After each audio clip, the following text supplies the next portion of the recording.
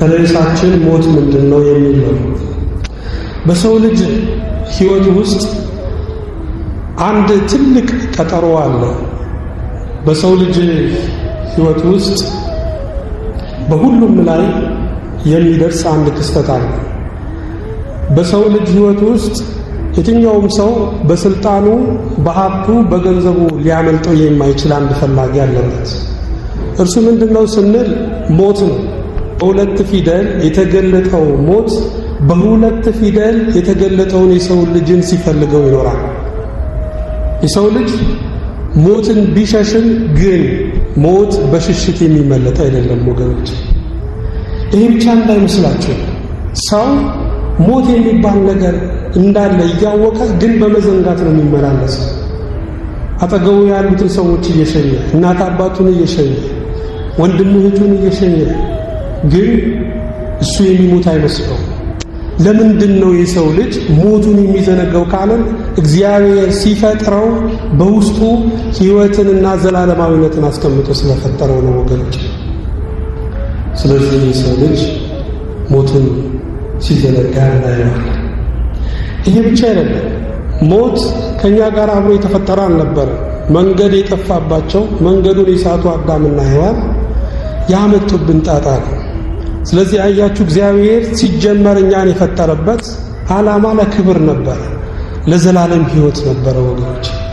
ታዲያ ዛሬ ጊዜውን ስትመረምሩ፣ ወቅቱን ስታስቡ ስለ ሞት ሲነሳ ጋዜጠኞች፣ ወሬ የሚያሰራጩ የምድር አካላት ሁሉ በመነቃቃት ሆነው የሚዘግቡት ዜና ምንድነው ካላችሁ ሞት ነው።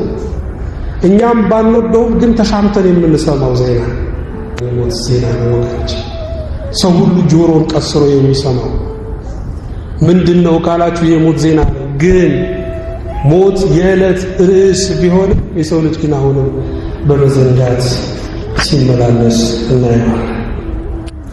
ሞት ይሄ ብቻ አይደለም። ሞት ቤተኛ ነው። ምክንያቱም ቅድም ብያቸዋለሁ፣ እናትና አባታችንን እህትና ወንድማችንን ሲወስድ አይተነዋል። ግን አሁንም ምንድነው እንግዳ ነው፣ ሁል ጊዜ አዲስ ነው።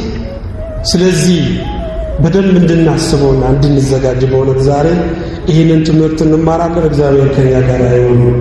የሞት ፍቺው ልዩ ልዩ ነው። አንዳንድ ሰውን ሞት ጀግና ያሰኘዋል፣ አንዳንድ ሰውን ደግሞ ሞት ፈሪ ያሰኘዋል። አንዳንድ ሰውን ሞት ተቀጨ ያስብለዋል፣ አንዳንድ ሰውን ደግሞ ተሰዋ ያስብለዋል። የሞት ፍቺው ብዙ ነው። ግን መጽሐፍ ቅዱስ ስለ ሞት ምንድነው የሚለን? ሞትን በምን አይነት ሁኔታ ነው የሚገልጠው ካልን የመጀመሪያው ሞት መለየት ማለት ነው። ሞት መጥፋት አይደለም።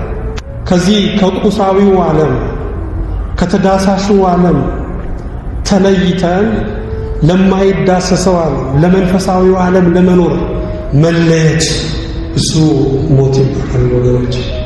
በአጭር ቃል ሞት ከሥጋ መለየት ነው። ሞት ከዚህ ዓለም መለየት ነው።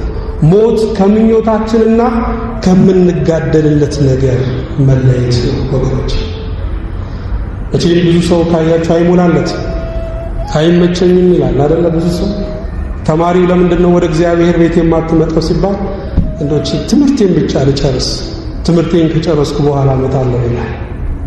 ተምሮ ስራ ሲይዝ ደግሞ እንደምታውቀው ነው የሥራን ነገር። ስለዚህ በደንብ ስራዬን ላደላደልና ከዛ ባይሆን እመጣለሁ ይላል። ይሄ ብቻ አይደለም። ስራውን ከያዘ በኋላ አልሰማህም እንዴ እጮኛ እኮ ይዣለሁ፣ ስለዚህ ትዳሬን እንደው ላስተካክልና ባይሆን ከዛ በኋላ እመጣለሁ ይላል። ትዳሬ መሰረተው ደግሞ ልጅ እኮ ወለድኩ፣ ስለዚህ እነሱን ከግብ ላድረስ ከዛ እመጣለሁ ይላል። አሁንም ከእግዚአብሔር ይዘገያል። ልጅ የወለደው ደግሞ የልጅ ልጅ ይላል። እንዲህ እያሉ ከእግዚአብሔር የሚዘገዩ ብዙ ሰዎች አሉ ወገኖች። ሞት የመጣ ቀን ግን ተማሪው ትምህርቴን ልጨርስ አይልም፣ ሰራተኛውም እንደው የመጀመሪያ ወር ደሞዜን ልብላ አይልም፣ ሙሽራውም እንደው እቺ የጫጉላ ሽርሽር ልፈጽም አይልም። በቆራጥነት የምንጓዘው ሞት የመጣ ቀን ነው ወገኖች። ስለዚህ ለሞት የሚመቸን ከሆነ ለምን በሰላሙ ጊዜ በእረፍቱ ጊዜ ወገኖች የእግዚአብሔር መሆን አንችል? ሰሎሞን እኮ በመጽሐፈ መክብብ ምዕራፍ 12 ቁጥር 1 ላይ የዋይታ ቀን ሳይመጣ በጉብዝና ወራት ማንን አስብ ነው የሚለው? እግዚአብሔርን አስብ ነው የሚለው። የዋይታ ቀን ሳይመጣ ደስ አያሰኙም የምንላቸው ቀኖች ሳይመጡ በጉብዝናችን ወራት እግዚአብሔርን ልናስብ ይገባል። ደግሞ ካያችሁ የሰው ፍጻሜው እግዚአብሔርን ማወቅ ነው። ሂዶ የሰው ልጅ የሚቆመው እግዚአብሔርን በማወቅ ነው። ነገስታትንም ካያችሁ ክደው መጨረሻ ላይ ንስሐ መግባት ይፈልጋሉ።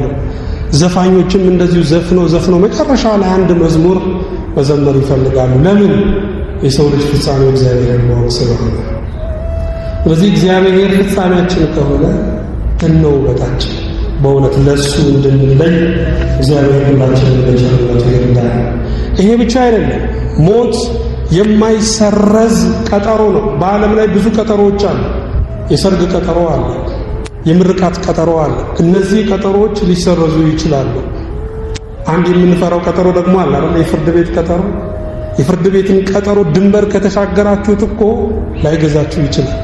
የኢትዮጵያ ሕግ ሱዳን ላይ ላይገዛችሁ ይችላል።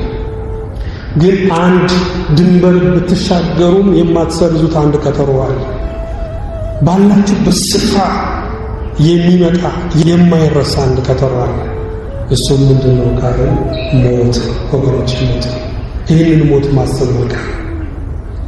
ይሄ ብቻ አይደለም፣ እግዚአብሔር ያስቀመጠውን እንደማይረሳ የምንረዳበትን መንገድ ነው። ሞቱን ስናስብ አንድ ነገር ደስ ይለናል። እግዚአብሔር ያስቀመጠውን አይረሳም። የትም ልንቀመጥ እንችላለን። በቤተ መንግስት ልንቀመጥ እንችላለን። በዋሻ ውስጥ ልንቀመጥ እንችላለን። ጽኑ ግንብ፣ ጽኑ ቅጥር ልንሰራ እንችላለን። እግዚአብሔር ግን ያስቀመጠው የማይረሳ አምላክ። ስለዚህ ሞት በእግዚአብሔር መታሰብ ነው ወገኖቼ። ክፋቱን ብቻ አትዩ፣ ጉዳቱን ብቻ አትዩ። በዓለም ላይ ሁለት አይነት እይታ ነው አይደል ያለው? መስቀሉን ስታዩ ሰው ሁሉ መጀመሪያ የክርስቶስን የፈሰሰውን ደም ያያል አይደል? ቁስሉን ያያል፣ የረገፈውን መልኩን ያያል። ሰው ይሄንን እይታ ያያል። እግዚአብሔር ግን በልጁ ቁስል ዓለም እንደተፈወሰ፣ በልጁ መታሰር ዓለም እንደተፈታ፣ በልጁ ሞት ጽድቅ ለዓለም ሕዝብ ሁሉ በእምነት እንደተናኘ ያያል። አያችሁ፣ በዓለም ላይ ሁለት አይነት እይታ አለ። ሞትም እንደዛው ነው። ብዙ ሰው ጉዳቱን ብቻ ነው የሚያስበው እንጂ በእግዚአብሔር መታሰብ መሆኑ ብዙ ሰው አያስተውለው። ይሄ ብቻ አይደለም፣ ሞት የእንደራሴው ወደ ሀገሩ መጠራት ነው። ምክንያቱም መጽሐፍ ቅዱስ እኛ ሀገራችን ቤት ነው ይላል፣ በሰማይ ነው ይላል።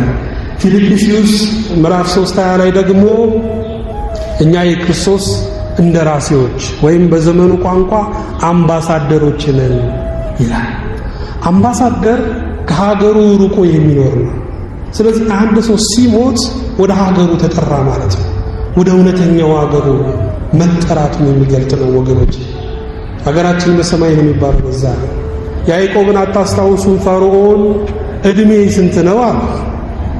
የእንግድነት ዘመኔ 120 ነው አለው። አያችሁ።